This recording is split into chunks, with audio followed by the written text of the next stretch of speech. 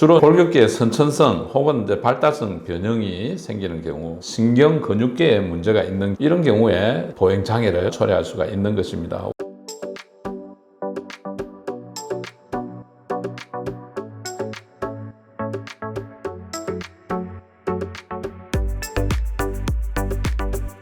안녕하십니까. 임종인 정형외과TV의 임종인 원장입니다. 지난번에 노인들에서 일어날 수 있는 비정상적인 보행에 대해서 말씀을 드렸는데, 오늘은 소아에서 일어날 수 있는 비정상적인 보행, 그리고 꼭 기억을 해야 될 것들에 대해서 말씀을 나누도록 하겠습니다. 우선 다리를 전다, 영어로 림핑 게이트인데요. 이거는 사실 의학적인 용어는 아니지만은 넓은 의미로 비정상적인 보행을 의미하는 단어다, 이렇게 생각을 하시면 되겠습니다. 우선 아이들의 특징은 성장하는 단계에 있기 때문에 어른하고 차이가 나고, 그 다음에 보통 5, 6세 정도가 돼야 어른들과 같은 성숙한 보행이 가능합니다. 그 다음에 또 아기들은 자기의 어떤 불편한 점을 잘 표현을 하지 못합니다. 그런 특징들이 있기 때문에 어른과 달리 진단도 어렵고 신경을 써야 하는 문제가 있습니다.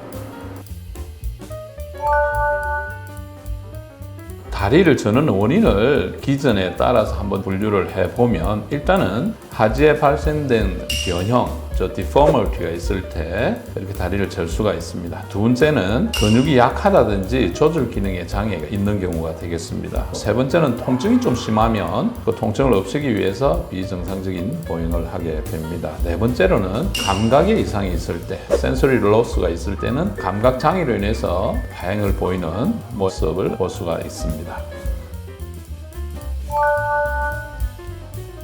자, 다리를 저는 모습에 따른 분류를 해보겠습니다. 우선 까치발로 걷는 경우가 있습니다. 발 앞쪽으로 이렇게 디뎌서 발레할 때 이렇게 다리를 탁 올리고 걷듯이 그렇게 걷는 모습이 있고, 두 번째는 발목 관절이 올리지를 못해서 발목 관절이 축 처진 상태로 걷는 모습을 볼 수가 있습니다. 종낙하 보행, 영어로 스테페이지 보행, 이렇게 이야기를 하기도 하고, 그 다음에 세 번째는 발 뒤꿈치로 걷는 경우, 정상적인 경우 발바닥으로 걸어야 되죠. 발 뒤꿈치로 걷는 종족골 보행. 네 번째로는 안짱걸음, 어린이들 보면 안으로 이렇게 모아서 걷는 토잉 게이트. 그 다음에 다섯 번째는 무릎이 뒤로 빠지면서 무릎 뒤가 과신전되는 경우입니다. 서면 뒤쪽으로 이렇게 휘어지면서 빠지는 경우가 있습니다. 여섯 번째는 무릎을 정상적으로 펴지 못하고 구부린 상태에서 걷는 경우. 그 다음에 무릎이 완전히 뻗하게 스티프니스가 있다고 그러죠. 아주 강직된 상태로 걷는 경우가 있습니다.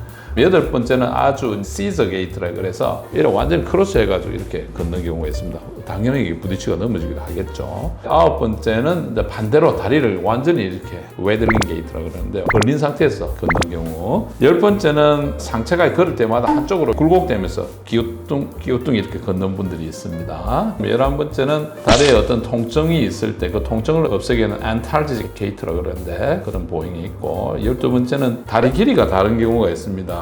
다리 길이가 당연하게 2, 3cm 이상 차이가 날 때 다리를 좀 절게 됩니다.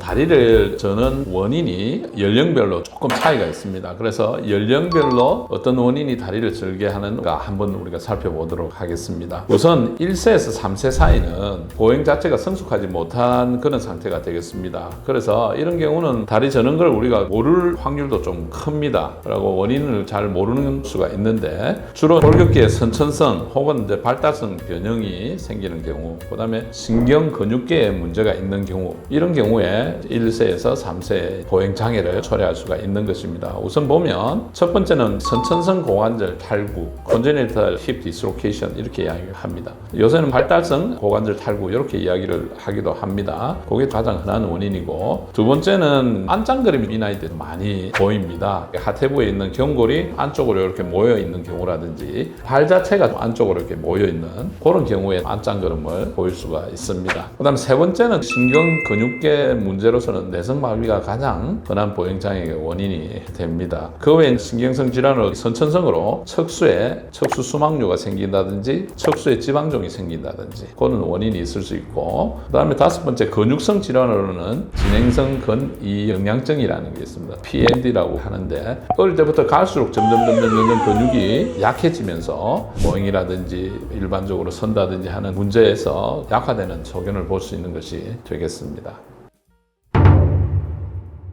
자, 그 다음에 4세에서 8세 사이인데요. 비교적 성숙한 어른의 보행과 비슷한 보행을 보이는 나이가 되겠고, 뇌에서 가장 이렇게 흔하게 볼 수 있는 보행장애 연령이 되겠습니다. 비교적 급성으로 오면서 응급치료를 해야 되는 그런 질환이라고 제가 묶어봤습니다. 자, 그 다음에 9세 이후에 올 수 있는 보행장애 원인으로 한번 제가 두 가지를 생각을 해보았는데요. 이런 경우는 수술적인 치료를 하거나 잘 고정시키는 치료를 해야 성장에 이상이 없게 됩니다.